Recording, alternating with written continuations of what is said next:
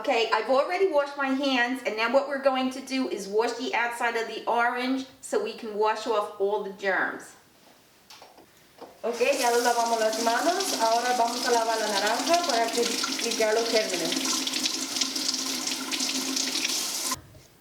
Okay, so I'm going to take my clean orange and I'm going to put it on the cutting board and we're going to cut it in half.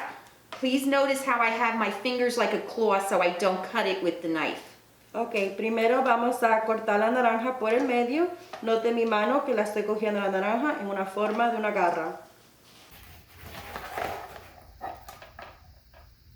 Next, we're going to take half of our orange and place it on the cutting board, and I'm going to slice it in half-inch slices. Ok, ahora vamos a cortar nuestra naranja media hincha de aquí.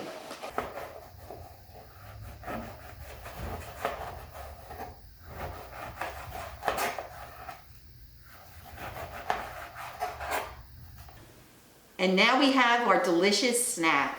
Ahora tenemos nuestro snack delicioso.